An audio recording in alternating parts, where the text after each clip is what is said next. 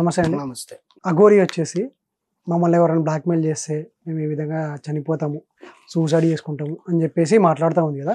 అంటే తన గురించి తప్పు చేసినా సరే ఎవరు మాట్లాడకూడదన్నట్టా? ఏందన్నట్టు? అలా బ్లాక్‌మెయిల్ చేయడం ఎంతవరకు కరెక్ట్ అంటారు?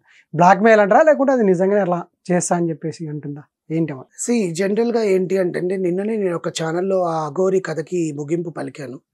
అంటే నేను మాట్లాడకూడదు అనుకున్నా. ఓకే. ఏదైనా ఇంపార్టెంట్ అప్డేట్ ఏదైనా ఉంటే తప్ప, వాళ్ళ గురించి మనం ఎంత హైప్ ఇస్తుంటే వాళ్ళంత అవును. రెచ్చిపోతున్నారు.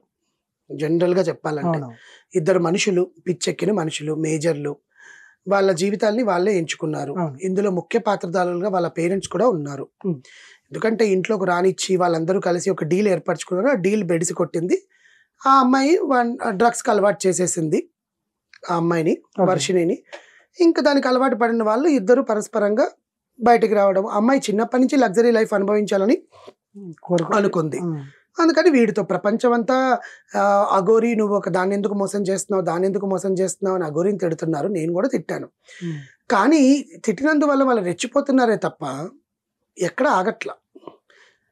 ఇప్పుడు వచ్చారు. పోలీసులతో దుర్భాషలాడింది. అమ్మ, అమ్మ అనింది. అమ్మ అన్న పదానికే విలువ లేకుండా చేసింది. రీసెంట్‌గా కూడా ఒక జర్నలిస్ట్ కాల్ చేస్తే ఆ జర్నలిస్ట్ కూడా తిట్టింది. "నువ్వు జర్నలిస్ట్ అయితే ఏందిరా భయ్! ఎవరినైనా సరే ఐఏఎస్" అని ఇట్లా కొన్ని వర్డ్స్ నేను అదే మరి తిట్టింది. చెప్తున్నా.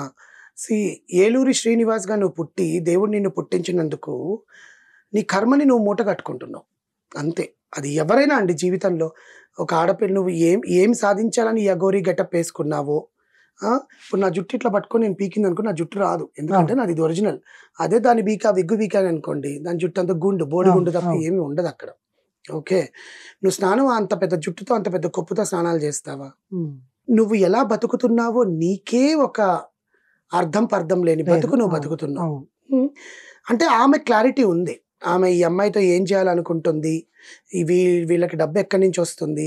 ఏం పనులు చేస్తే డబ్బులొస్తాయి? ఎలా చేస్తే డబ్బులొస్తాయి అన్న క్లారిటీ ఆ శ్రీనివాస్ అలియాస్ అఘోరి అనే అతనికి ఉంది. ఓకే. సో ఎంతమంది దుమ్మెత్తి పోసినా, ఎంతమంది మీడియాలో ముందు కూర్చొని వాడిని శ్రీనివాస్ అనే అతన్ని ఎంతమంది ఎన్ని మాట్లాడినా కూడా వాడు చేసేదైతే ఆపట్లేదు కదా! అవును. ఇప్పుడు దట్టు వాళ్ళ మేజర్‌లు వాళ్ళు పెళ్లి చేసుకొని వెళ్ళిపోయారు. ఇప్పుడు వాళ్ళ పేరెంట్స్ వచ్చి నా కూతుర్ని కావాలని లేవదీసుకొని వెళ్ళిపోయింది. నా కూతుర్ని కిడ్నాప్ చేసిందని కేసులు పెడితే, ఆ కూతుర్ని కాపాడడానికి పోలీసులు రంగంలో దిగి ఏదో ఒకటి చెయ్యాలి. ఆల్రెడీ చేశారు. అవును. మళ్ళీ నేను వెళ్ళిపోయి నేను ఆ అబ్బాయితో ఇష్టపడే వస్తున్నాను. వాడు నాకు భర్త అని మీడియా ముఖంగా పోలీసులకి, వాళ్ళ అమ్మా నాన్నకి నన్ను వదిలేయండి. నా బతుకు నన్ను బతకనివ్వండి.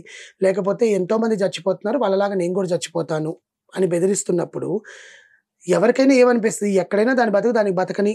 దానికి నిజం తెలిసినప్పుడు అదే తిరిగొస్తది.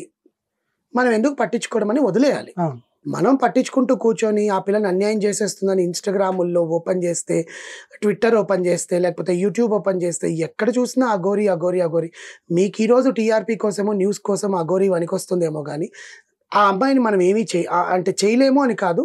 మనం దాన్ని రేకెత్తించి ఎక్కువగా చూపించినందువలన వాళ్ళు ఇంకా రెచ్చిపోయి వాళ్ళకి ఫేమస్. మనం అనవసరంగా వాళ్ళకి ఫేమ్ ఇస్తున్నాం. ఓకే. అర్థమైందా? ఓకే. వాళ్ళకి మనం ఆ రకంగా వాళ్ళ వీడియోలు బయటపెట్టి వాళ్ళకి ఫేమ్ ఇస్తున్నాం. వాళ్ళ గురించి ఎవరు పట్టించుకోలేదనుకోండి, అది ఏదో ఒకలాగా వైరల్‌గా రావాలని మళ్ళీ వస్తది. ఈసారి పట్టుకోవాలి. హ్మ్. ఇప్పుడు వదిలేయాలి. మేము రాము తెలుగు రాష్ట్రాల్లోకి. అవును. మేము ఇటు వెళ్ళిపోతున్నాము. మేము ఎక్కడో గుహల్లో బతికేస్తాము. ఒక ఆడపిల్లని తీసుకొనెళ్ళి, ఆడపిల్లని ప్రలోభ పెట్టి, ఆ అమ్మాయికి ఇలా కూడా లగ్జరీ లైఫ్ అనుభవించాలని ఉందేమో. అందుకే పోతోంది. వాడి దగ్గర డబ్బుంది ఏదో అనుకుంది గుహల అంటే బేసికల్‌గా. లగ్జరీ లైఫ్ కాదు కదా మళ్ళీ అది. మనం అనుకుంటున్నాం వాళ్ళు అక్కడ పడుకుంటారు అని. ఆ! హోటల్స్‌లో ఉండింది లేదా? చూసింది లేదా? అర్థమైందా? ఓకే. ఆమె కార్‌ని కూడా ఎంత నీట్‌గా చేసుకుందో చూసారా? ఏదైనా కూడా నువ్వు దాన్నేమంటారు సెక్సువల్‌గా నువ్వు ఆ అమ్మాయిని యూజ్ చేసుకోలేకపోయినా కూడా, ఆ అమ్మాయితో సెక్సువల్‌గా వేరే వాళ్ళతో యూజ్ చేసుకునే ఛాన్సెస్ కూడా ఉంటాయి ఈ అబ్బాయికి. అవును. It's okay. There entire life అండి. ఇప్పుడు నేను అదే చెప్తున్నాను కదా! ఒక మనిషి జీవితము ఒకరిని నమ్మి మనం వస్తున్నాము అనుకున్నప్పుడు, ఆ మనిషి మోసం చేస్తాడా లేదా అనేది మనకు తెలిసిపోతుంది. మోసాల్లో కూడా 2 రకాలుంటాయి. అంటే మోసం ఇన్ ద సెన్స్ అబద్ధాలు చెప్పి నమ్మించి చేయడం. నువ్వు గొంతు కోసి చంపేయడానికి నువ్వు డిసైడ్ అయ్యి, దానివల్ల నువ్వు ప్రలోభపడడం అనేది ఒక రకం. హ్మ్. లేదా ప్రేమ ఉంటుంది. కానీ ఆ ప్రేమని కాపాడుకోవడానికి ఎన్నో అబద్ధాలు చెప్పి, నమ్మించి వాళ్ళతో ఉండడం ఇంకో రకం. అవును. ఇది మొదటి రకమని అనుకుంటాను నేను బేసికల్‌గా. సో నీ జీవితంలో నువ్వు నష్టపోతావు అని నీకు తెలిసి నువ్వు పోతున్నావు అంటే అది నీ మూర్ఖత్వం. నీ తల్లి తండ్రులు నిన్ను కని తప్పు చేశారు, అవును.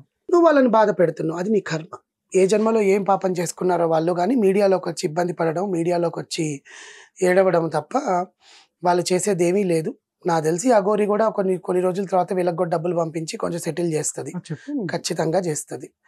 సో ఇప్పుడు ఏమైపోయిందంటే తల్లి తండ్రి బిడ్డలకు కూడా ఇంత డబ్బు ఇస్తే మా బిడ్డ మంచోడు, ఇంత డబ్బు ఇవ్వకపోతే మా బిడ్డ మమ్మల్ని సరిగ్గా చూసుకోవట్లేదు అన్న ప్రపంచంలో మనం బతుకుతున్నాం. అవును. నేను అందరూ ఇలా ఉంటారని నేను అనట్లేదు, ఆల్మోస్ట్ ఉన్నారు ఆల్మోస్ట్ అలాగే డబ్బు ఇస్తేనే వాల్యూ అనేలాగా మనం డబ్బుకే మనం వాల్యూ ఇస్తున్నాం, అవును. విలువలకి వాల్యూ ఇవ్వట్లేదు. సో అలాంటిది